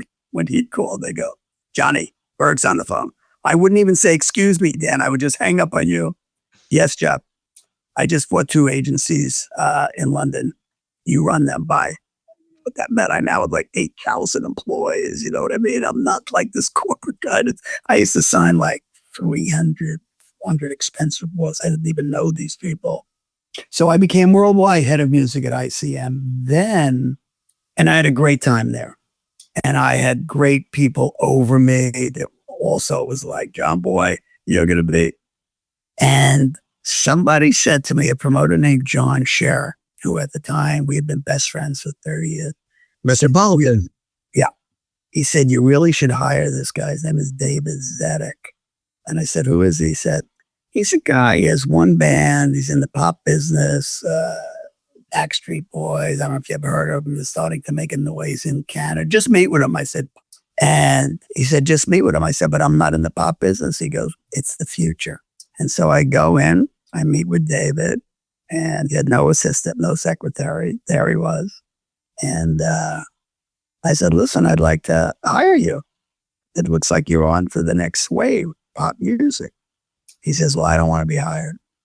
So I said, well, what if I told you that I'll create a business and make you my partner? Now, you want to talk about vision? I don't even know why I thought that. Like, in looking back, it was dumb, but somehow it wasn't dumb. And next thing, The start of Evolution Talent Agency? a lot of Evolution, 1999. And we, in addition to all my clients, Allman Brothers, Alice Cooper, but all those that were still with me, Peter Gabriel, all of a sudden we had Backstreet Boys, NSYNC, and Britney Spears. 3 stadium tours going at once. Evolution Talent was by far the coolest boutique agency in the business. You had Nate Farnham there, and you had Sam Kirby. It was a cool vibe between the 4 of you. CJ was already there. You guys had some really cool young up and comers, but you guys had some serious power in that agency. And I remember coming to visit. Yeah, absolutely. Yes, and yes. It was a very fun vibe. That was my first meeting with you, was in that building. I remember that. 57th Street. Yeah. You guys had your 4 corner offices. Yeah. And you'd run by and hit everybody and hit the smaller agents in between. Yeah. You had, you were very friendly to me, very young Dan Steinberg, and said, all right, kid, you know, I work with all of the promoters that are around the country already that I have all of this relationship with. What can you say to me that we can make money on without me burning my friends? And what did you say? Said, I want to do your act in the secondary and tertiary markets that none of them want to take the risk in. Keep selling the EAs. I will take the filler date and I'll prove my worth when you've got a routable market. And you said Greg Allman's going to go out and he's going to do dates and he's going to play places he's never played before. That's going to work. Very smart, Dan.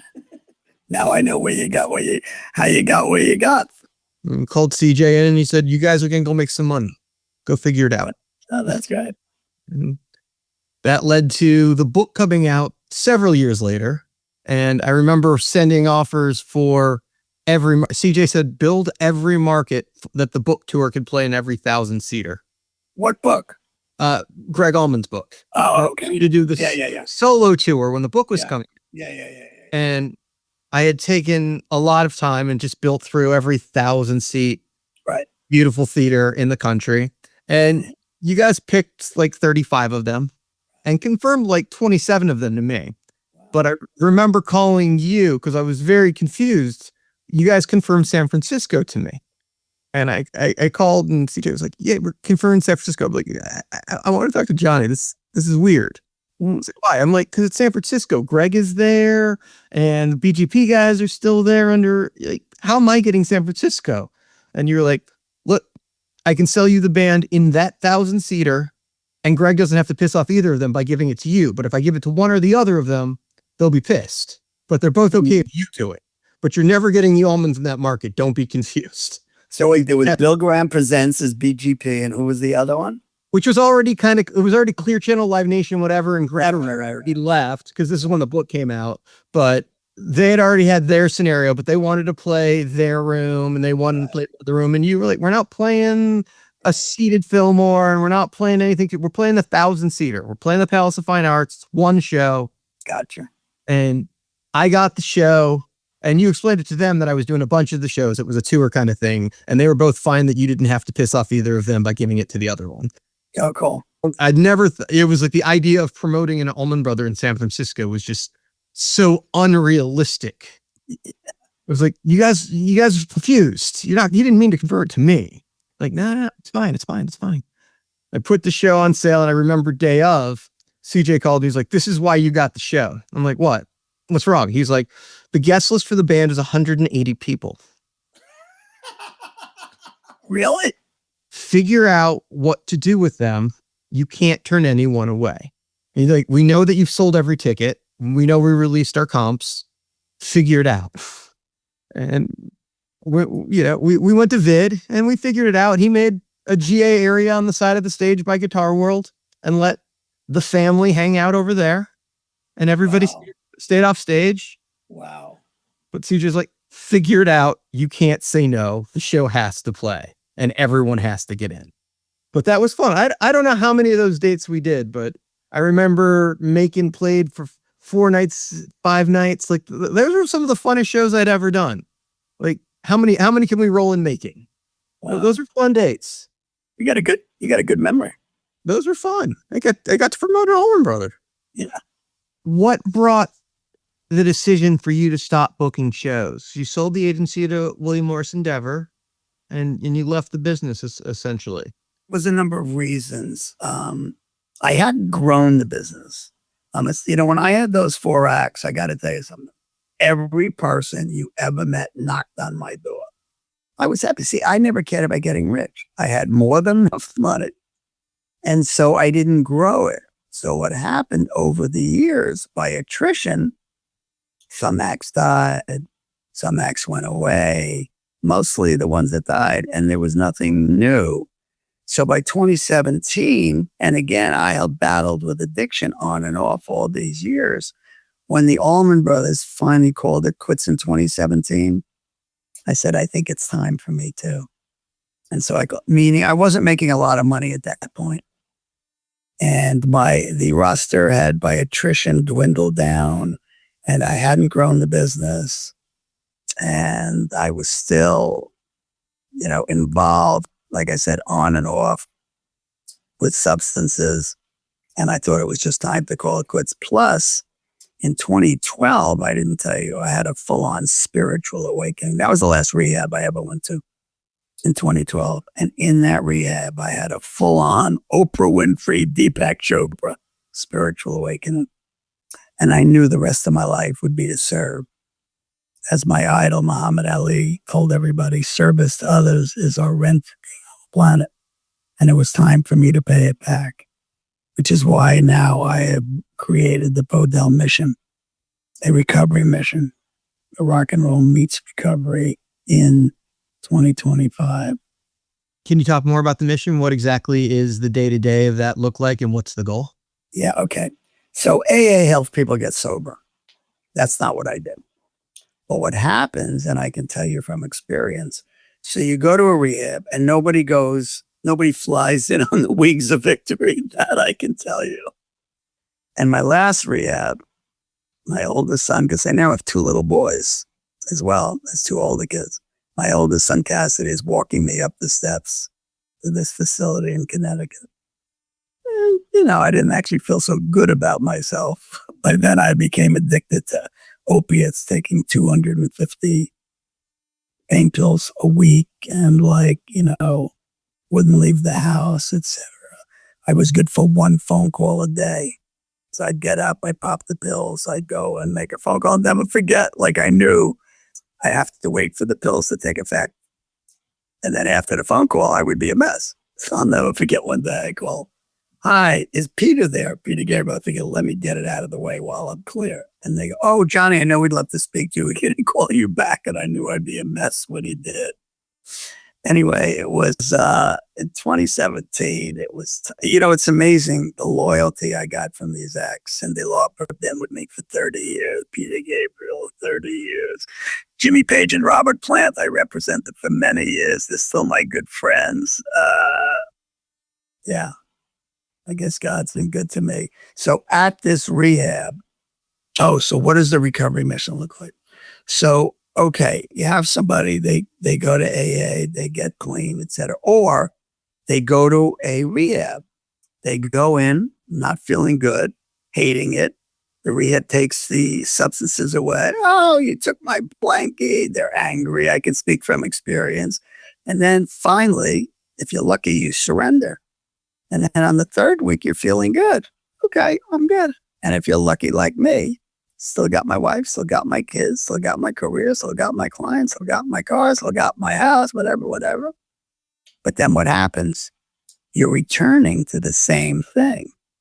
You're returning to the same life, wife, kids, house, etc. What a Podell mission does. So you leave a treatment center recovered.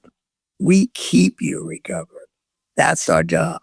Our job's not to get you to the treatment center or get you into AA. It's to keep you recovered. Once you get clean, you're on the right path. Once rehab releases you back into the world. Into the same world. What's to stop you from going back to your same life? That's our job. How do we do it? One-on-one meetings. I personally am available 24/7. I never shut off my phone. Family meetings, counseling, activities. I take it really seriously. My wife once said a few years ago, she says, when you come home, she goes, "Where were you?" I said, "Oh, I was with Dan Steinberg." She goes, "It's so crazy." "Oh, I was just trying to help him." She says, "When you help somebody, you come home lit up like you just had sex." She goes, "You should do this for a living." She goes, "You get so turned on by just helping people." And that is and the next day I launched the Podell mission. It really turns me on if I can make a difference. And I'm going to tell you one other inspiration, which you haven't asked for. Muhammad Ali was my idol. I followed him from when he came back from the Rome Olympics saying, "I am the greatest. I'm so pretty.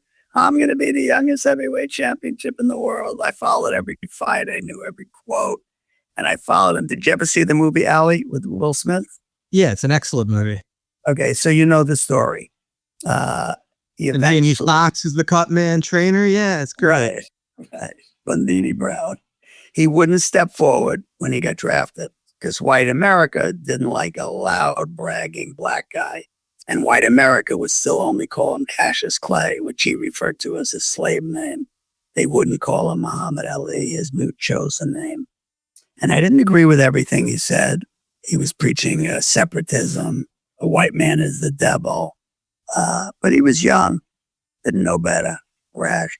But I loved his style, his charisma. I loved everything about him. I think I would have liked to have been him.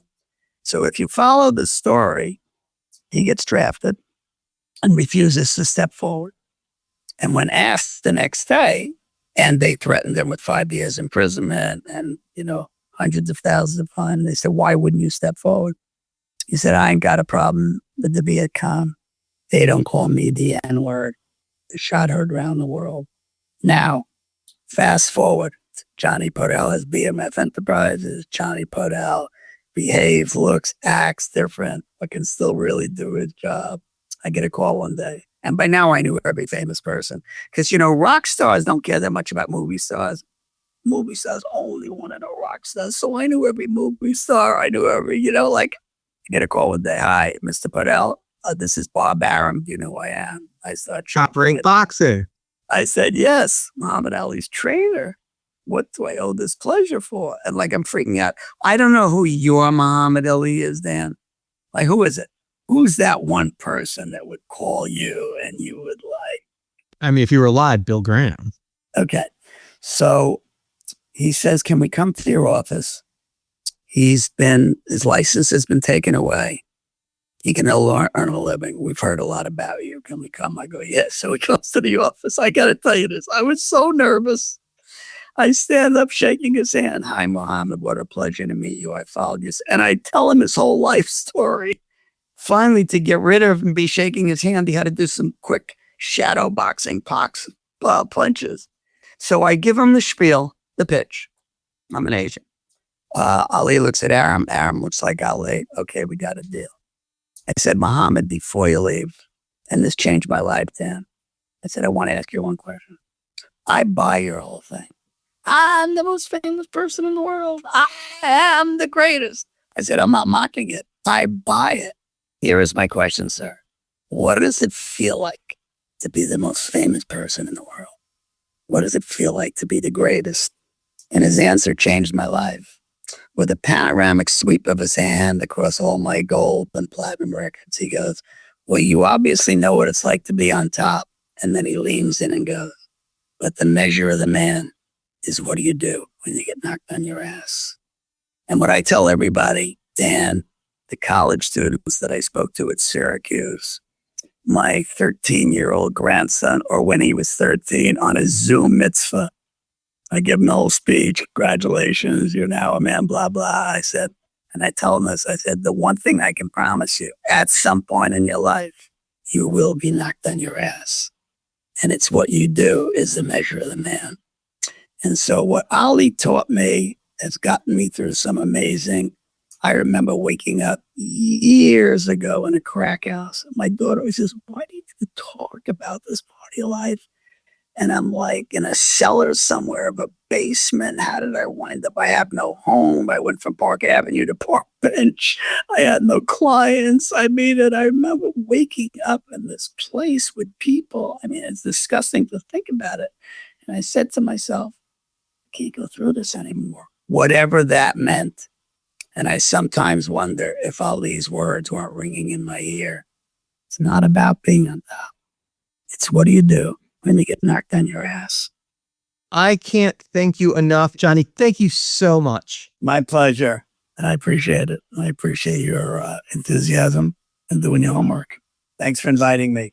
Little love to DJ Cassidy, Johnny's son, for bringing this about and making sure this happened. It was good to reconnect with an old friend. It's pretty obvious they never really grew up. They only learned how to act in public.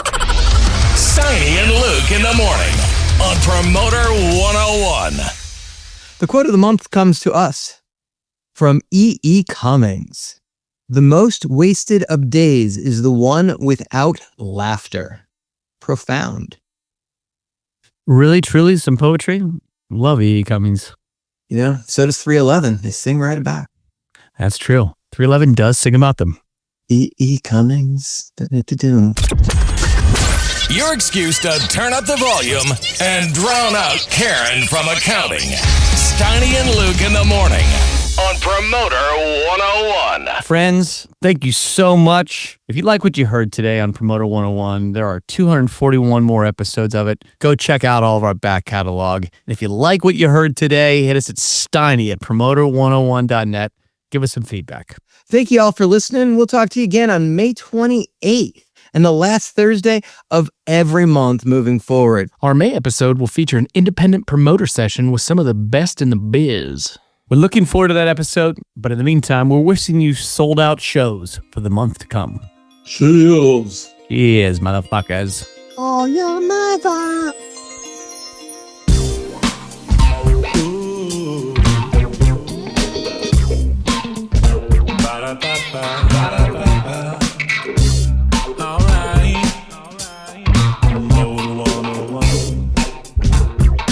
Visit the buffet called Promoter 101.